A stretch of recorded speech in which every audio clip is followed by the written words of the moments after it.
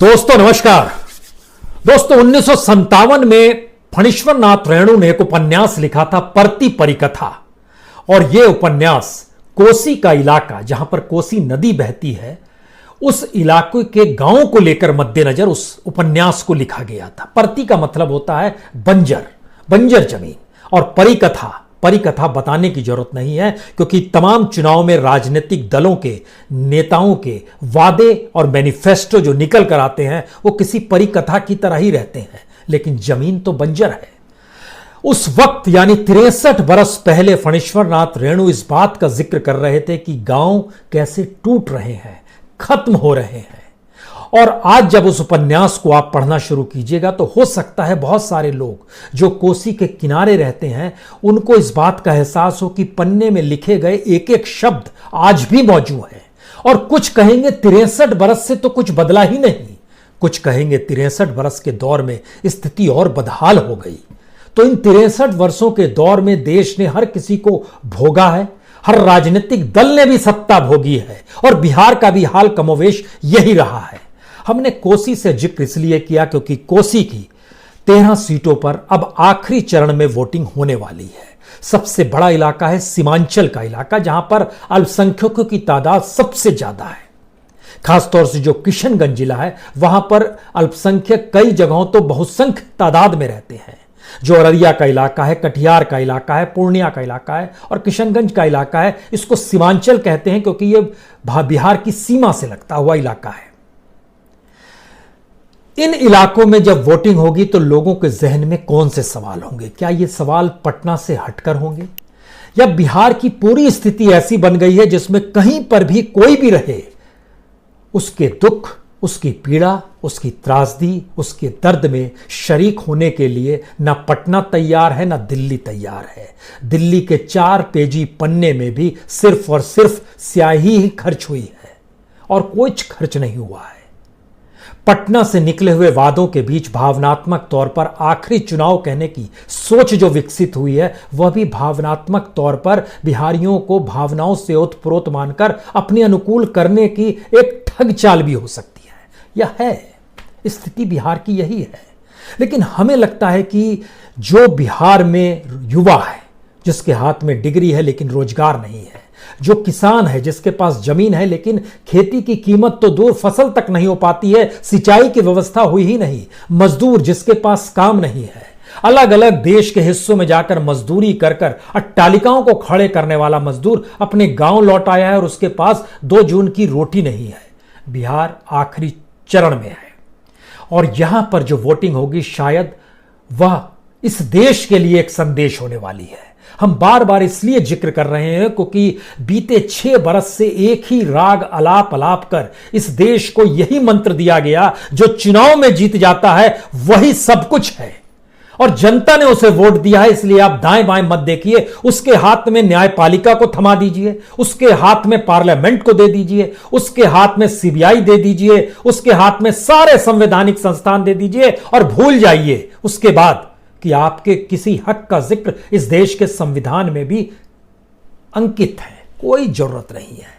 लेकिन फिर भी बिहार का सच आज उस खास तौर से आखिरी चरण में जो वोटिंग के लिए जाने वाले हैं उन्हें जानना चाहिए, क्योंकि कुछ वादे दिल्ली से हुए हैं, कुछ पटना से हुए हैं। भावनाओं से खिलवाड़ पटना से भी हुआ है, दिल्ली से भी हुआ है। लेकिन सच क्या है? जो बेरोजगार हैं उनको इस बात को जानना चाहिए कि जो सरकार की पोर्टल होती है जहां पर जिक्र होता है कितने रोजगार मिलेंगे, सितंबर के महीने में सिर्फ 203 रोजगार सरकारी पोर्टल पर उपलब्ध थे। सितंबर के बाद अक्टूबर का महीना आया, चुनाव की शुरुआत हो गई थी, रणभेरी बज चुकी थी और उस समय सिर्फ 107 सीट 107 सिर्फ सरकारी सीटों के लिए इतने ही इस गवर्नमेंट पोर्टल पर नौकरी दर्ज की गई। कल्पना कर पा रहे हैं 12 करोड़ के नागरिकों के राज्य के भीतर में एक महीने में 107 नौकरी का जिक्र पोर्टल, सरकारी पोर्टल पर हो रहा है। सितंबर में यह 203 हो रहा है, नवंबर का तो अब दिसंबर में आएगा, लेकिन उससे पहले भी जब हम देखना शुरू करते हैं तो 150, 152, इससे बड़ा मजाक क्या हो सकता है? इसके दूसरे हिस्से में अब दिल्ली उड़कर आ जाइए, तुरंत उड़ान भरिए, क्योंकि अगर धोखा फरेब इस रूप में है तो फिर उड़ान दिल्ली इसलिए भरिए क्योंकि दिल्ली से वादे होते हैं हमारे हाथ में सत्ता होगी तो हम क्या क्या कर देंगे। हमको लगा कि आज सरकार की जो दिल्ली में बैठी हुई सरकार है उसका सच भी जानिए, जान लीजिए, फिर उनके हाथ में जो करना है कीजिए। Ministry of statistics and programme implementation, ये गवर्नमेंट की एक मिनिस्ट्री है जिसको शॉर्ट में MOSPI कहते हैं। इसने जो अगस्त तक की रिपोर्ट दी है, जो 2 महीने पहले तक की रिपोर्ट दी है, उसमें इसने बताया है कि दरअसल सरकार, केंद्र सरकार के मातहत जो चलने वाली इस देश भर की योजनाएं हैं, उन योजनाओं में कितनी देरी हो रही है और किस रूप में देरी हो रही है, उनकी संख्या कितनी है, कितनी बड़ी तादाद में उसका पैसा और बढ़ जाएगा आने वाले वक्त में, कैसे पूरा करेंगे और क्यों देरी हो गई है, इसका डाटा उन्होंने रखा। 128 प्रोजेक्ट इस देश के ऐसे हैं जिसमें लगभग 1 से 12 महीने की देरी हो रही है। 128 प्रोजेक्ट ऐसे हैं जिसमें 1 साल से 2 साल की देरी हो रही है। 167 प्रोजेक्ट ऐसे हैं जिसमें 2 साल से लेकर 5 साल तक की देरी हो रही है और 116 प्रोजेक्ट तो ऐसे हैं जो इन 5 साल में भी पूरे हो नहीं सकते हैं। इसका मतलब क्या? इसका मतलब कि कोई भी सत्ता जब पटना और दिल्ली से वादे करके पहुंचेगी जो आपके बीच की नहीं होगी, आपकी खुशबू, आपके पसीने की गंध में उसे खुशबू नहीं नजर आती है, उसे बदबू नजर आती है। उसके एहसास शायद आसमानी तरंगों को छूते हैं, हवाई जहाज में घूमना है, मोर को खिलाना है, तोते के साथ रहना है, दूसरी तरफ गाड़ियों का काफिला है, चश्मा गॉगल्स पहने हुए हैं, ऐशोगा के साथ रहते हैं, जहाज आते हैं, आगे पीछे सिक्योरिटी घूमती है, सुरक्षा का घेरा। किससे डर है? क्या स्थिति है? ये कौन लोग हैं? कहां से आ गए इस देश के भीतर में? या फिर सत्ता ही ऐसी बना देती है? आपने जब प्रोजेक्ट पूरा नहीं किया तो इस देश के भीतर में लगभग 1661 प्रोजेक्ट आपने लेट कर दिए। आपके जहन में सवाल होगा, इस प्रोजेक्ट के लेट होने से मतलब क्या? ये सारे प्रोजेक्ट ऐसे हैं जिसमें 150 करोड़ से ज्यादा खर्च हो चुका है, फिर भी ये लेट हो चल रहे हैं। अब सवाल दूसरा ये आता है कि जो एक्सपेंडिचर इन पे खर्च हुआ है वो टोटल कितना है? टोटल एक्सपेंडिचर जो खत्म हुआ है वो तकरीबन 11.5 लाख करोड़ का है, यानी 45% एक्सपेंडिचर खत्म हो गया। 55% एक्सपेंडिचर जो देना है उसका पैसा नहीं है, कहीं जमीन नहीं है, कहीं उसके लिए कच्चा माल नहीं है। ये हम केंद्र दिल्ली से उड़ान भरने वालों की बात कर रहे हैं आपसे, ये मोदी गवर्नमेंट का जिक्र हम कर रहे हैं जिनकी योजनाओं का यह विलंब है। यानी जो योजनाओं में अब 20 लाख करोड़ रुपए देने थे, लगभग 20,90,000 करोड़ रुपए अब उसमें देना था, वो बढ़ के 25,26,000 करोड़ हो गया, यानी 5,26,000 करोड़ के लगभग और बढ़ गया। किसकी जिम्मेदारी है? वो योजनाएं इतने लेट से क्यों चल रही है? और 5 साल तक जब योजनाएं पूरी नहीं होंगी तो बिहार की जनता तो किसी को 5 साल के लिए ही चुन रही है, तो फिर वो अगर आपकी योजनाओं पर ही निर्भर रहेगी, अगर योजनाओं पर ही निर्भर रहना होता तो फिर जो आप हंगामा किए हुए थे 1,25,000 करोड़ का पैकेज दे रहे वो कहां गया? और जो दोनों ही, जो नीतीश कुमार कटोरा लेकर कहते थे केंद्र के सामने हमें विशेष राज्य का दर्जा दे दीजिए, विशेष राज्य का दर्जा जो नहीं समझते हैं इस रूप में समझ लें। इसके बाद क्या होता है कि आपको रियायत केंद्र से ज्यादा मिलती है, पैकेजेस ज्यादा मिलते हैं, टैक्स आपको कम देना पड़ता है, यानी राज्य सरकार को वो सुविधा हो जाती है। हम बिहार को सुविधा होगी नहीं कह रहे हैं, राज्य सरकार को सुविधा हो जाती है। इस शब्द का भी इस्तेमाल इसलिए कर रहे हैं क्योंकि बिहार सरकार खुद पर जितना खर्च करती है उतना राजस्व का जुगाड़ भी वह नहीं कर पाती है। ना तो उसने इंडस्ट्री खोली, ना उसने व्यापार के लिए अनुकूल परिस्थितियां बनाई, ना उसने जनता की ऐसी स्थिति बनाई जहां पर वह कंज्यूमर के तौर पर रहे, बाजार से सामान खरीद पाए। ऐसी बदहाली में 15 बरस से लाने के बाद कोई ये कहे अंत भला तो सब भला, ये तो जनता के लिए है कि अंत भला तो सब भला। और जो पत्र लिखा गया 4 पेज के, उसके मतलब मायने क्या है? उसके भीतर का कुछ सच हमको लगता है और इसलिए जानना चाहिए। जब इतने प्रोजेक्ट्स लेट हो रहे हैं और सारे प्रोजेक्ट्स को जब आप मिला दीजिएगा तो एवरेज मंथ जो निकलता है वो लगभग 4 साल का निकलता है। 43 महीने 16 दिन, यानी 3 साल 36 महीने हो गए। उसके बाद 7 महीने और जोड़िए, 3 साल 7 महीने 16 दिन। एवरेज प्रोजेक्ट भारत सरकार का इतना विलंब है जो एवरेज निकाल रहे हैं। इसका मतलब साफ है, 2020 में आपने किसी को चुना, 2021, 22, 23, 24 तक कोई काम नहीं होगा और 2025 में दोबारा चुनाव की स्थिति आ जाएगी, फिर कोई वादे होंगे। अपने घर के भीतर से ही लोगों को अब चुनना शुरू कीजिए, जो वाकई आपकी भीगी हुई गंजी, जो पसीने से लथपथ है, कीचड़ से भिगोई हुई है, नारे लगाते हुए आपकी जुबान थक चुकी है, पैर आपका थर्रा रहा है, टिक नहीं पा रहा है, जमीन बंजर है, कीचड़ है, इन सबको जो महसूस कर पाता हो अंदर से, और नहीं महसूस कर पाने की स्थिति में अगर कोई नहीं है, फिर भी आपको इस लोकतंत्र, चाहे वो अपने तौर पर कैसा भी क्यों ना हो, आपको चीजें बदलाव के तौर पर देखनी होगी। इसीलिए जब हम सीमांचल के इलाके का जिक्र कर रहे हैं तो सोचिए कैसे कैसे लोग वहां उड़ान भरकर पहुंच गए, क्या क्या करके पहुंच गए, क्या चाहते हैं, वोट चाहते हैं। वोट के जरिए इनको क्या मिलेगा? वोट के जरिए इनकी बाद में सौदेबाजी होगी। जिसके पास पैसा है, इस देश के भीतर में पैसा किसके पास है? एक ही पॉलिटिकल पार्टीज के भीतर है।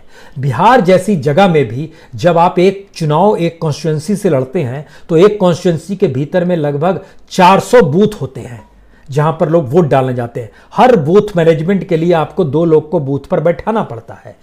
एक दिन बूथ पर बैठने वाला एक शख्स 1000 रुपए लेता है। यानी इलेक्शन के दिन अगर 400 बूथ है, वहां पर आपने 2-2 आदमी बैठाए तो ये लगभग 2-2 हजार रुपए 400 बूथ पर हर जगह देने, यानी 4 लाख रुपए आपके ऐसे ही खर्च हो जाएंगे बूथ पे व्यक्ति को बैठाने को लेकर, जो न्यूनतम है। ये पैसा भी दे पाने की स्थिति में बिहार में कौन खड़ा होगा, कैसे खड़ा होगा? और इसीलिए ये बूथ लेवल तक प्रयास करते हैं, ये आखिरी लेवल तक। इसीलिए इन्होंने पन्ना प्रमुख तक बनाया। पन्ना प्रमुख का मतलब होता है एक पन्ने में जो 20 नाम आते हैं एक व्यक्ति को सौंप दिए जाते हैं, अब तुम इस 20 लोग को मैनेज करो। इस 20 लोग को मैनेज जब तुम करोगे, वोटिंग तक दिला दोगे, तो फिर तुम पन्ना प्रमुख हमारे हो। और उस पन्ना प्रमुख फ्री में तो काम करेगा नहीं, उसको भी कुछ पैसा दिया जाएगा। इसका मतलब एक सिस्टम ऐसा बना दिया गया है पॉलिटिकल पार्टी ने अपने तौर पर कि चुनाव को जीतने की मशीन हम ही हो जाएं और हमारे मातहत काम करने वाले लोग ही अपने तौर पर जीतते रहे, रोजगार पाते रहे, काम करते रहे, नारे लगते रहे, हम हवाई जहाज से घूमते रहे, गाड़ियों में घूमते रहे, गाड़ियों का काफिला लोगों को डराते रहे, इधर पुलिस की फौज रहे, इधर सीबीआई वाला रहे, इधर आईबी रहे, इधर ईडी रहे, ये सब चीजें घूमती रहे, चलती रहे, और सभी को नौकरी करनी है तो सभी हा हा हो करते हुए जिंदगी। ये देश नहीं है। और बिहार तो ऐसा कतई नहीं था।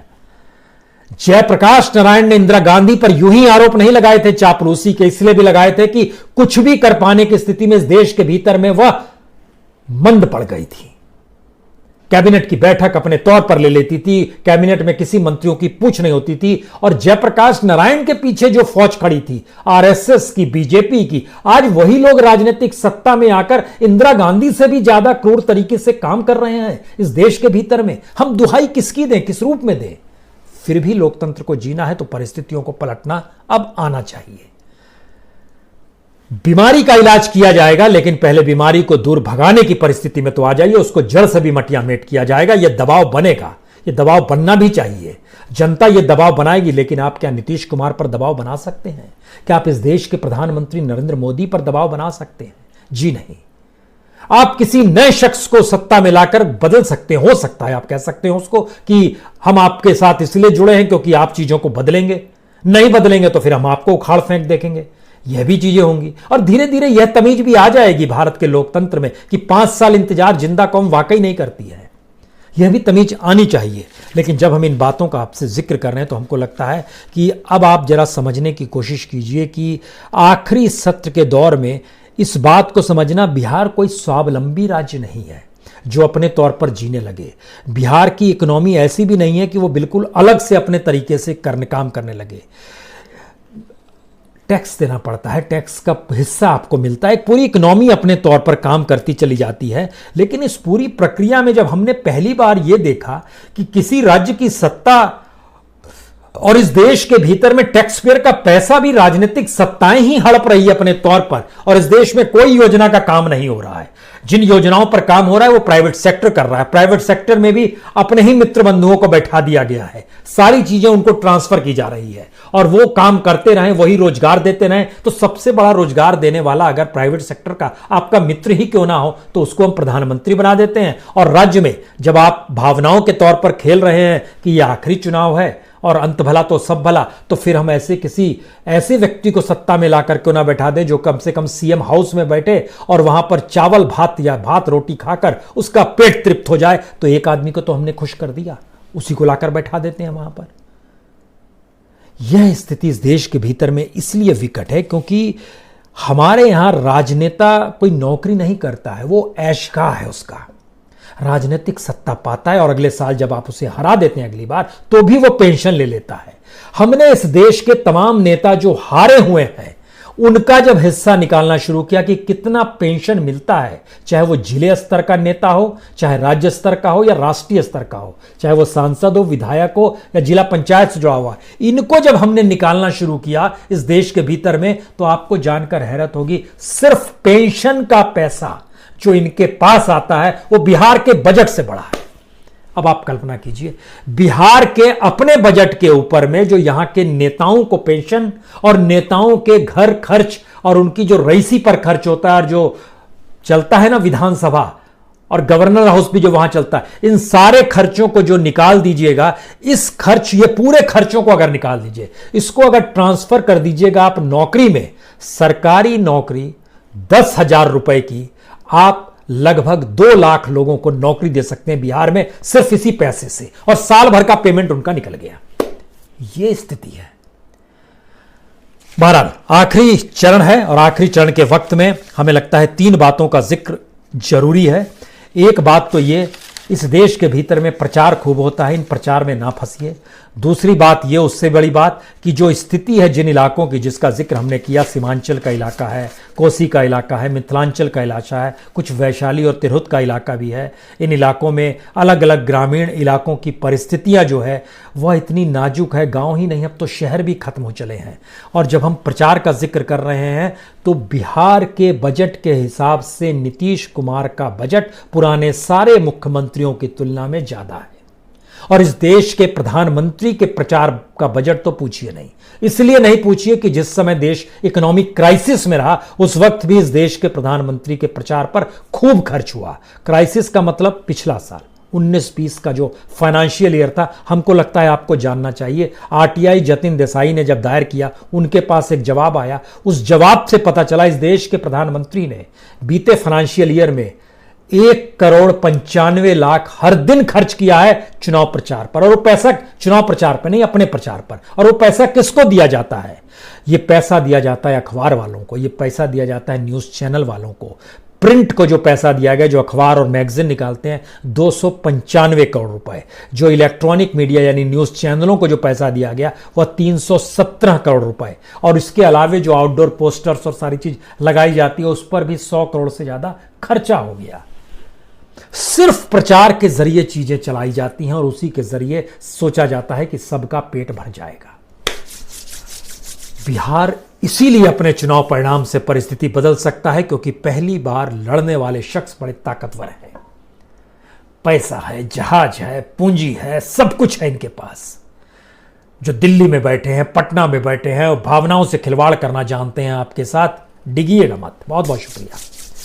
और लड़ाई उन्हीं से इसलिए है क्योंकि आने वाले वक्त में इस राजनीति में ही क्रैक लेकर आइएगा, तभी चीजें इस देश की बदल पाएंगी, अन्यथा चीजें ऐसे ही चलती रह जाएंगी। इसीलिए बिहार उस मुहाने पर खड़ा है जिसका जिक्र फणीश्वरनाथ रेणु ने, जब ऋणजल धनजल, जब पटना में बाढ़ 1975 में आया था, उस समय जो उन्होंने किताब लिखी थी, उसमें एक जगह वो लिखते हैं कैसे रात के अंधेरे में जब कुत्ता रो रहा होता है और कोई बच्चे को नींद नहीं आती है, बाप पानी में डूबे हुए बच्चे को गोदी में उठाए होता है, माँ दूध पिला रही होती है। इन परिस्थितियों को जीने का दर्द शायद अव्यवस्था के साथ सुपर स्ट्रक्चर और विकास के नारे के साथ इंफ्रास्ट्रक्चर तहस नहस करने वाले लोग आराम की नींद शाही अंदाज में सोते हैं। इनको जगाने का वक्त आ गया है। बहुत बहुत शुक्रिया, बहुत बहुत शुक्रिया।